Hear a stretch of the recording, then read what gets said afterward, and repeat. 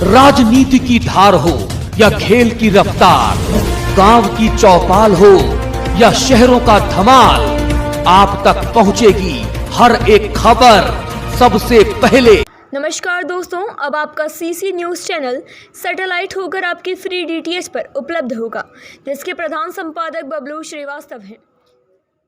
मंच की तरफ से मैं आप सभी को महिलाओं पर हो रहे अत्याचार क्यों नहीं थम रहे हैं, दिन व दिन बलात्कार की घटनाओं में बढ़ोतरी क्यों हो रही है, दोषियों को दंड व पीड़िता के परिवार को न्याय कब मिलेगा, नहीं सरकार जिम्मेदार नहीं, क्योंकि सरकार हम में से है न कि हम सरकार से।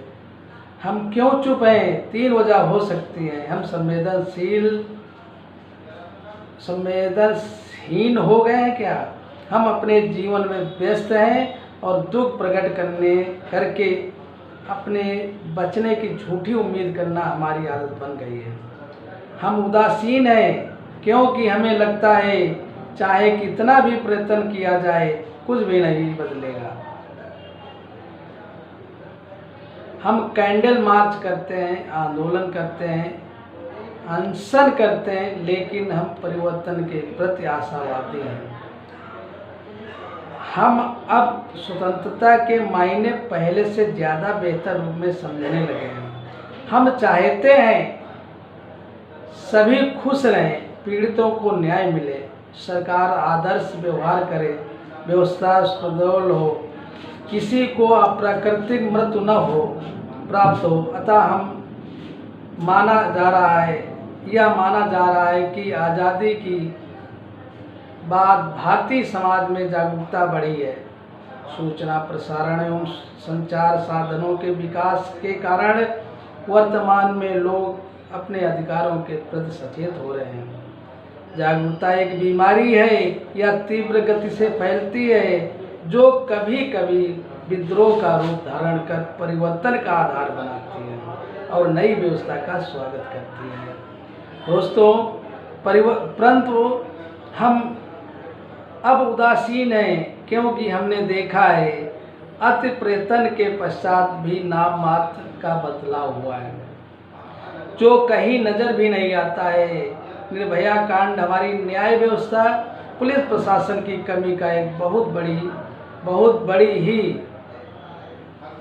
ही छोटा सा अंश है। जब हम अपने कमरे में बैठे संसार में फैली बुराइयों, दुखों या यातनाओं आदि के बारे में जानते हैं तो अति भावुक हो जाते हैं। उत्तेजना एक दुख से भर उठती है, आंखें भी नम हो जाती हैं। लेकिन जब सड़क पर एक महिला की लाश और रोते लगते पति और बच्चे को देखते हैं तो मुंह फेर लेते हैं या खड़ा होकर तमाशा देखने लगते हैं। इंतजार और उम्मीद करते हैं कि कोई मदद कर दे। हम मरते हुए व्यक्ति को पानी नहीं पिला पाते, ऐसा क्यों? पुलिस का भय? अपराधियों की संख्या दिनों दिन बढ़ती जा रही है। मुझे कभी यह समझ नहीं आया कि अगर किसी को अच्छी शिक्षा व्यवस्था जो कि अच्छे समाज और न्यायिक व्यवस्था में ही संभव है दी जाए और उसे एक अच्छा नागरिक बनाया जाए, रोजगार दी जाए और उसके गुणों एवं कुशलता को सही दिशा में उपयोगिता दी जाए, उसे सुरक्षा दी जाए और उसे न्याय का विश्वास हो, तो फिर वह क्यों अपराधी बनेगा? कोई मनोरोगी ही जिसे कुकृत्य करने में रस मिलता है वो अपराध करेगा।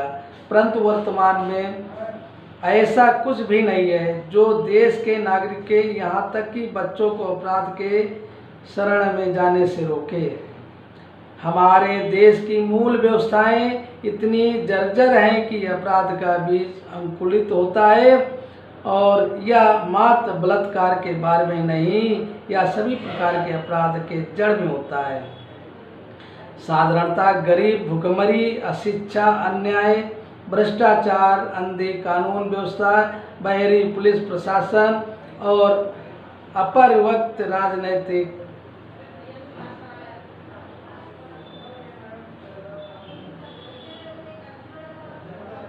आर्थिक व्यवस्था से अपराध का जन्म होता है।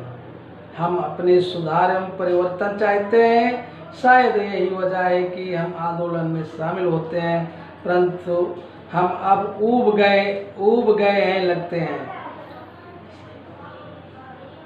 हम नारे लगाते हैं, फिर घर आकर अपनी व्यस्त जीवन में मशगूल हो जाते हैं और बेचैन करने वाली बातों को अनदेखा करते हैं, क्योंकि लाख चाहकर भी हम कुछ नहीं कर पाते। सूचना का अधिकार एवं लोकपाल बिल का हस्त इसका उदाहरण है।